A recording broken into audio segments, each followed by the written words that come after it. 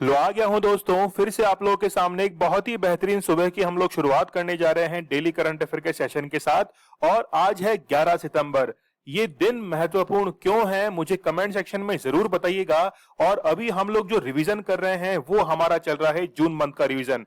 आप लोग मुझे इंस्टा पर फॉलो कर सकते हैं, जो भी आपकी क्वेरीज है वो पूछ सकते हैं। इसके साथ में ही लेक्चर की पीडीएफ विद आंसर्स आप लोगों को दीपक इंदौरा टेलीग्राम चैनल पर अवेलेबल करवा दी जाती है। और जो भी क्वेश्चंस हम लोग कवर करते हैं उनका क्विज अवेलेबल रहता है टेलीग्राम चैनल के ऊपर। तो वहां पर रिवीजन क्वेश्चन तो अवेलेबल रहते ही हैं, साथ में डेली करंट अफेयर के क्वेश्चन भी आप लोगों के लिए अवेलेबल करवा दिए जाते हैं। चलिए शुरू करते हैं पहले क्वेश्चन के साथ। देश की पहली आपातकालीन हवाई पट्टी का निर्माण कहां किया गया है? राजस्थान के बाड़मेर के अंदर इस हवाई पट्टी का निर्माण किया गया है, क्योंकि इमरजेंसी लैंडिंग जो है वो करने में हेल्प होगी। जैसे मान लीजिए कोई इमरजेंसी अटैक होता है, उस समय ये हवाई पट्टी काफी काम में आने वाली है। इसकी कुल लंबाई जो है वो 3000 मीटर है, मतलब 3 किलोमीटर के आसपास है। और 33 मीटर जो है ये वाइड है। बाड़मेर के अंदर इसको निर्मित किया गया है, और ये निर्मित किया गया है भारतमाला हाईवे प्रोजेक्ट के तहत NH 925A के ऊपर। और ये रिलीफ जो है उसको प्रोवाइड कराएगी times of battle and also in emergency. तो बैटल के टाइम्स पर और इमरजेंसी के टाइम पर ये काफी हेल्प करने वाली है। जैसे आप लोग पिक्चर में देख सकते हैं कि ये जो है वो ऑफ एयर स्ट्रिप है, मतलब रोड के ऊपर ही एक प्लेन को उतरने के लिए यहाँ पर स्ट्रिप जो है वो निर्मित कर दी गई है। ये एक इमरजेंसी लैंडिंग कहलाती है। यहाँ पर डिफेंस मिनिस्टर राजनाथ सिंह और road transport minister Nitin Gadkari इन्होंने पार्टिसिपेशन किया इनॉग्रेशन के अंदर। इसके साथ ही विपिन रावत जो थे इन्होंने भी पार्टिसिपेशन किया था। और यहाँ पर एयरफोर्स ट्रांसपोर्ट एयरक्राफ्ट जो है C-130J, इसको यहाँ पर क्या किया गया था, इसकी टेस्ट लैंडिंग यहाँ पर की गई थी। और सुखोई 30 इसकी भी यहाँ पर लैंडिंग करवाई गई थी। राजस्थान की यदि हम लोग बात करें तो रिसेंटली राजस्थान के पूर्व राज्यपाल कल्याण सिंह का निधन हो चुका है। और राजस्थान फेमस है किसके लिए? अपने कल्चर के लिए। तो गवर्नर कौन है? कलराज मिश्र हैं। कैपिटल है जयपुर, और चीफ मिनिस्टर है अशोक गहलोत।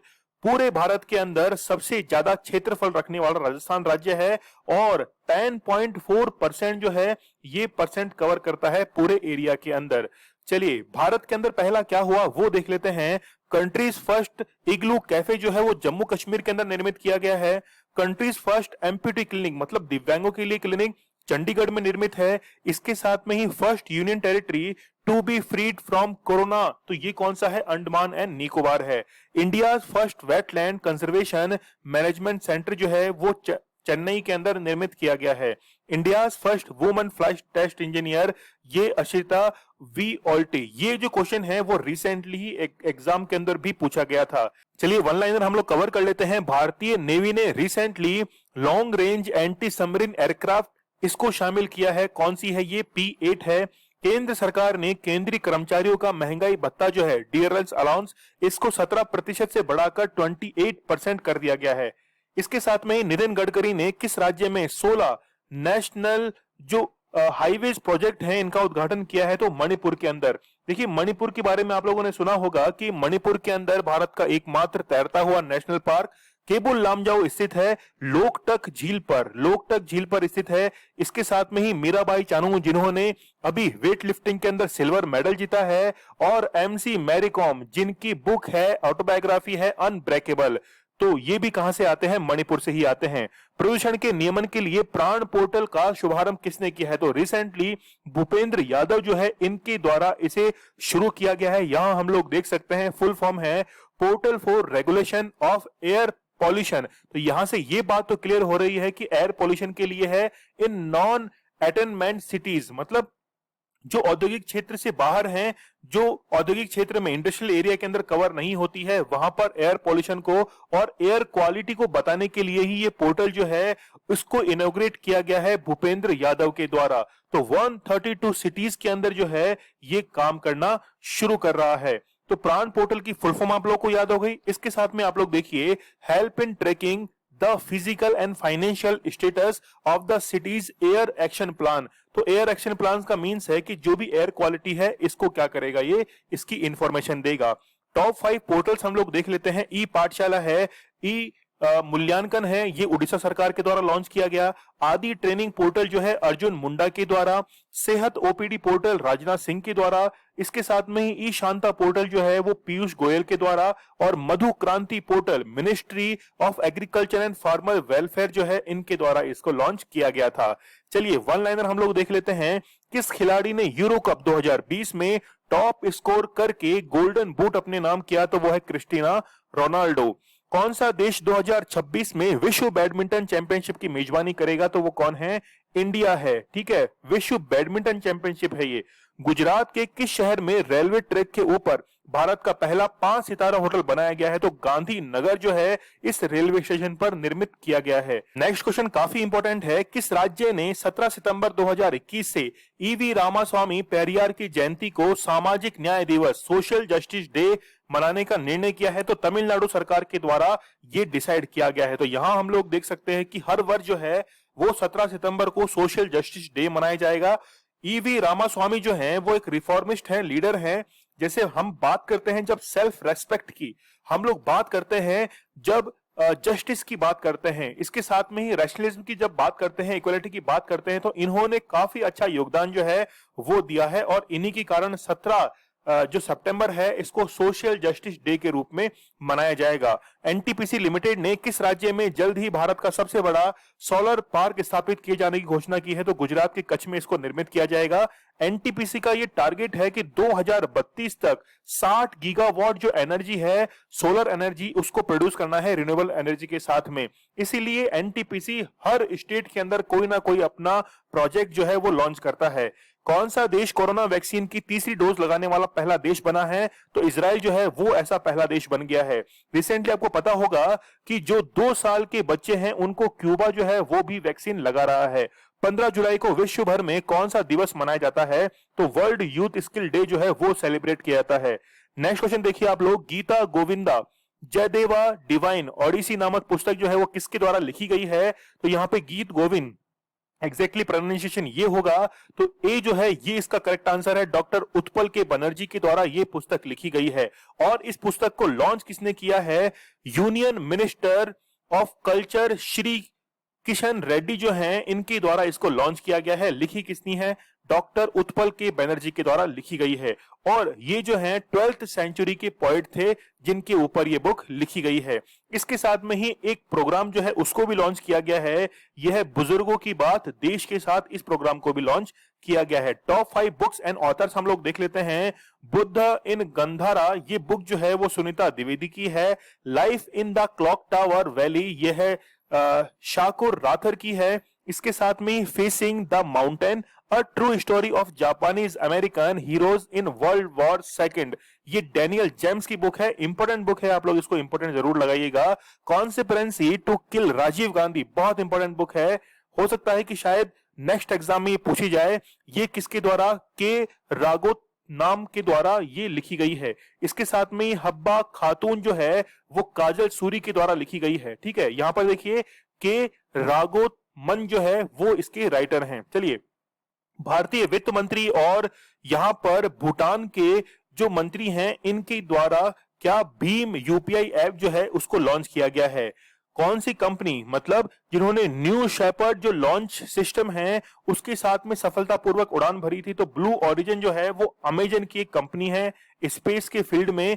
जैसे हम लोग बात करते हैं स्पेस एक्स, तो स्पेस एक्स जो है वो किसकी है? वो एक हम लोग कहते हैं कि कॉमर्शियल विंग है नासा की। पायलट प्रोजेक्ट के तौर पर देश का पहला ग्रेन एटीएम जो है वो गुरुग्राम के अंदर स्थापित किया गया है। हिमालय दिवस कब मनाया जाता है? तो हिमालय दिवस जो है वो उत्तराखंड गवर्नमेंट के द्वारा हर साल 9 सितंबर को मनाया जाता है। यहां हम लोग देख सकते हैं कि हर साल 9 सितंबर को गवर्नमेंट ऑफ उत्तराखंड के द्वारा सेलिब्रेट किया जाता है। और सबसे पहले 9 सितंबर 2014 को इसको सेलिब्रेट किया गया था।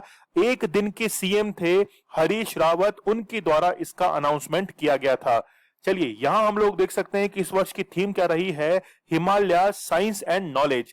देखिए, हिमालय का निर्माण कैसे हुआ? जब इंडो ऑस्ट्रेलियन प्लेट है वो किससे वो टकराई थी? एशियन यूरोपियन जो प्लेट है इससे जाकर वो टकराई थी। और टकराने के बाद हिमालय जो है वो एक फोल्डेड माउंटेन के रूप में क्या हुआ है? फॉर्म हुआ है। तो इसकी ऊंचाई जो है हिमालय की वो लगातार बढ़ती जा रही है। इसीलिए इसको यूथ माउंटेन जो है वो भी कहा जाता है। यूथ फोल्डेड माउंट हम लोग कहते हैं नवीन वलित पर्वत। चलिए, हिमालय के बारे में तो आप लोगों ने देख ही लिया है कि इंडियन सब कॉन्टिनेंट के अंदर स्थित है। देखिए, भारत के अंदर हिमालय की सबसे ऊंची चोटी K2 है। भारत के अंदर हिमालय की सबसे ऊंची चोटी, हिमालय की पूछे तो आपको करना है कंचनजंगा, जबकि पूछे कि भारत की सबसे ऊंची चोटी कौन सी है तो आप लोगों को करना है K2, जबकि हिमालय की सबसे ऊंची चोटी कौन सी है, माउंट एवरेस्ट है। चलिए बढ़ते हम लोग आगे। एलिवेशन आप लोग देख सकते हैं कि माउंट एवरेस्ट जो है वो 8848, तो माउंट एवरेस्ट सबसे ऊंची चोटी है। इंडिया, नेपाल, चाइना और भूटान की बॉर्डर जो है वो हिमालय से टच करती है। किसने नई दिल्ली में आर्टिफिशियल इंटेलिजेंस द्वारा संचालित शिकायत प्रबंधन के लिए एप्लीकेशन की शुरुआत की है तो वो है राजनाथ सिंह। दिल्ली सरकार ने यात्रियों को बसों के बारे में रियल टाइम जानकारी देने के लिए किस कंपनी के साथ भागीदारी की है तो वो है गूगल। स्किल इंडिया मिशन के कितने वर्ष पूरे हो गए, तो 6 साल जो है वो इसके कंप्लीट हो चुके हैं। नेक्स्ट क्वेश्चन देखिए आप लोग, स्वच्छ सर्वेक्षण ग्रामीण 2021 किस मंत्रालय के द्वारा शुरू किया गया है, तो यहां पर बहुत ही बेहतरीन आंसर होगा जल शक्ति मंत्रालय के द्वारा, क्योंकि जल शक्ति मंत्रालय को गठित किया गया था, बनाया गया था 2019 में, और यहां पर 2 मिनिस्ट्रीज को एक साथ मर्ज करके जल शक्ति मंत्रालय को बनाया गया था। और जल शक्ति मंत्री कौन है, गजेंद्र सिंह शेखावत है। देखिए, जल शक्ति मंत्रालय का ही ये एक मिशन है, जल जीवन मिशन, जिसके तहत 2024 तक हर घर नल से जल पहुंचाने का लक्ष्य है। तो यहाँ पे हम लोग देख सकते हैं कि आजादी के अमृत महोत्सव, देखिए आजादी का अमृत महोत्सव जो है इसकी शुरुआत कब की गई थी, 12 मार्च 2021 को, याद रखना 12 मार्च 2021 को इसकी शुरुआत की गई थी, जो कि चलेगा 15 अगस्त 2022 तक। तो टोटल 75 वीक्स जो हैं वो इसमें कवर किए जाएंगे।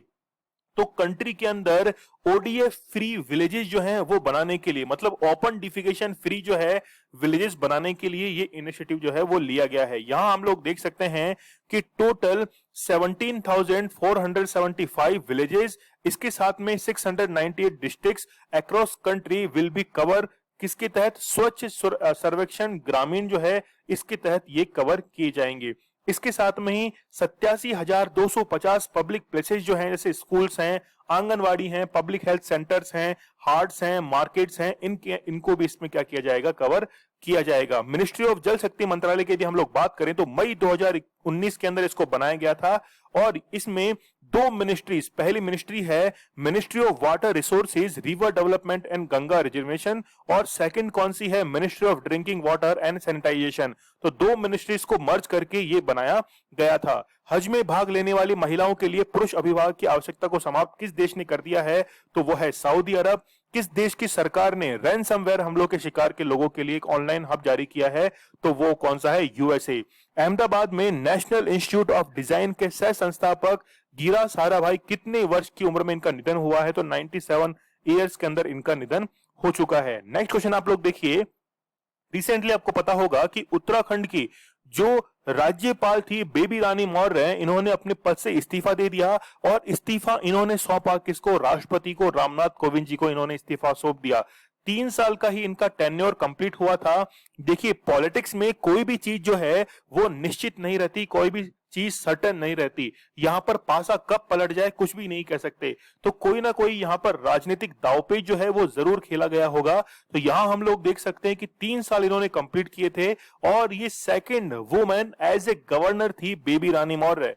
और यहां पर आप लोग देख सकते हैं कि Baby Rani Maurya is an Indian politician, serve as 7th governor of Uttarakhand. तो 7वीं गवर्नर रही है कहां की, उत्तराखंड की। कब से कब तक, 26 अगस्त 2018 से और अब तक सितंबर 2021 तक ये क्या रही हैं, गवर्नर रही हैं। चलिए, इसके साथ में ही she was the first women mayor of Agra from 1995 to 2000। Next देखिए आप लोग, उत्तराखंड जो है इसका निर्माण 9 नवंबर सन 2000 को यूपी से अलग करके किया गया था, और सन 2000 के अंदर, मतलब 1 नवंबर 2000 को, 9 नवंबर 2000 को और 15 नवंबर 2000 को 3 स्टेट बने थे, छत्तीसगढ़, उत्तराखंड और झारखंड, 3 स्टेट बने थे। जिम कॉर्बेट नेशनल पार्क ये भारत का पहला नेशनल पार्क है जो कि 1936 के अंदर बनाया गया था। 18 जुलाई को विश्व भर में कौन सा दिवस मनाया जाता है, तो इंटरनेशनल नेल्सन मंडेला डे जो है वो सेलिब्रेट किया जाता है, जबकि 12 जुलाई को कौन सा डे सेलिब्रेट करते हैं, वो है मलाला डे। याद रखना, मलाला डे एग्जाम में जरूर आता है। तो मलाला डे जो है वो 12 जुलाई को सेलिब्रेट किया जाता है। आयुष मंत्रालय के अधीन ITRA और किस राज्य सरकार के बीच एक समझौता ज्ञापन पर हस्ताक्षर हुआ है? तो वो है गुजरात गवर्नमेंट। नेक्स्ट क्वेश्चन आप लोग देखिए, इसरो के किस स्पेस मिशन ने चंद्रमा के चारों ओर अपनी 9000 परिक्रमाएं पूरी कर ली हैं? जो चंद्रयान 2 जो मिशन है, आप लोगों को ये पता होगा कि हमारा एक मिशन जो था चंद्रयान, उसको 22 जुलाई 2019 को लॉन्च किया गया था और ये जाकर कब पहुंचा था? 20 अगस्त 2019 को। बेसिकली हुआ क्या था कि चंद्रमा के साउथ पोल पर इसको उतरना था लैंडर को, लेकिन हम लोग इसमें अनसक्सेसफुल हुए। लेकिन इसका जो ऑर्बिटर था, इसका जो ऑर्बिटर है वो अभी भी ऑर्बिट कर रहा है और 9000 कक्षाएं उसने पूरी कर ली हैं। और ये जानकारी जो है वो के सिवान के द्वारा दी गई है। यहां पर आप लोग देखिए कि अर्थ के चारों तरफ जो है वो मून ऑर्बिट कर रहा है और टोटल 29 डेज के अंदर एक ऑर्बिट अपना कंप्लीट करता है। चंद्रमा जो है, अब जैसे पृथ्वी से जाना है मून के ऊपर, तो ग्रेविटेशनल फोर्स जो है, ग्रेविटेशनल फोर्स मतलब कोई भी हम लोग ऑब्जेक्ट भेज रहे हैं तो उसकी वेलोसिटी 11.2 मीटर पर सेकंड से ज्यादा होनी चाहिए, तभी क्या होगा कि वो अंतरिक्ष से, है ना, अंतरिक्ष को क्या कर पाएगी, वो पार कर पाएगी। अंतरिक्ष के अंदर 100 किलोमीटर की जो लाइन है उसको क्या कहा जाता है? कार्बन लाइन कहा जाता है। तो सन के चारों तरफ अर्थ मूव करती है और अर्थ के चारों तरफ मून जो है वो मूव करता है, और जैसे ही मून की चारों तरफ जो मूव करेगा वो ही क्या है? चंद्रयान 2 है। तो चंद्रयान 2 के अंदर 8 पेलोड्स हैं और ये 100 kilometre above the lunar surface, तो 100 किलोमीटर जब ऊपर था लूनर सरफेस के, तभी क्या हुआ कि ये जो लैंडर था वो जाकर साउथ पोल से टकरा गया था। ठीक है, ये बात कब की है? 2019 की है। तो यहां पे हम लोग देख सकते हैं कि GSLV Mark 3 जो है वो इसके अंदर यूज किया गया था एज ए लॉन्चर, और 22 जुलाई को इसको लॉन्च किया गया था, जो कि अगस्त 20 2019 को जाकर ये पहुंचा था। विक्रम लैंडर जो था वो इसके अंदर क्या हुआ था? क्षतिग्रस्त हुआ था। ठीक है, लैंडर जो हुआ था वो इसके अंदर क्षतिग्रस्त हो गया था। इसके साथ में ही इसमें रोवर जो था वो भी, प्रज्ञान रोवर आप लोगों को पता होगा, वो भी इसके अंदर भेजा गया था। चलिए यहाँ पे नेक्स्ट डे आप लोग देखिए कि फाउंडर कौन है इसरो के? वो हैं विक्रम साराभाई। वन लाइनर जो है वो कई बार एग्जाम के अंदर, वन एग्जाम में पूछ लिए जाते हैं। चलिए नेक्स्ट देखिए, राष्ट्रीय महिला आयोग ने पुलिस कर्मियों को लैंगिक समानता के प्रति संवेदनशील बनाने के लिए किसके साथ समझौता ज्ञापन पर हस्ताक्षर किए हैं? तो वो है bureau of police research and development. Next आप लोग देखिए, वित्त मंत्रालय ने राज्य और केंद्र शासित प्रदेशों को GST मुआवजा के तौर पर कितने रुपए जारी किए हैं? तो 75,000 करोड़ रुपए जो है वो जारी किए गए हैं। नेक्स्ट क्वेश्चन आप लोग देखिए, हाल ही में किस देश की सरकार ने जलवायु परिवर्तन के प्रभाव को दूर करने के लिए एक नया मंत्रालय गठन किया है? तो ग्रीस के द्वारा ये गठन किया गया है। सबसे पहले आप लोग देखिए कि ग्रीस की लोकेशन कहां है? तो टर्की जो है, टर्की से थोड़ा सा और लेफ्ट में चलेंगे तो एजियन सी है, तो एजियन सी को टच करता है ग्रीस, और यहीं पर ही क्या क्लाइमेट चेंज के लिए एक अलग से मिनिस्ट्री जो है उसको निर्मित किया गया है। चलिए वन लाइनर हम लोग कवर कर लेते हैं। जम्मू कश्मीर और लद्दाख केंद्र शासित प्रदेश के उच्च न्यायालय का नया नाम जो है वो क्या रखा गया है? जम्मू एंड कश्मीर हाईकोर्ट जो है वो रखा गया है। केरल राज्य ने गर्भवती महिलाओं के लिए कौन सा कोविड टीकाकरण अभियान शुरू किया है? तो मदर कवर जो है केरल सरकार के द्वारा रिसेंटली शुरू किया गया है। चलिए, पश्चिम बंगाल की मुख्यमंत्री ममता बनर्जी किस निर्वाचन क्षेत्र से उपचुनाव लड़ेंगी? तो अब जो है ये भवानीपुर से चुनाव लड़ेंगी। जब इन्होंने नंदीग्राम से चुनाव लड़ा था तो चुनाव हार गई थी। अब जो है भवानीपुर से चुनाव लड़ने जा रही हैं।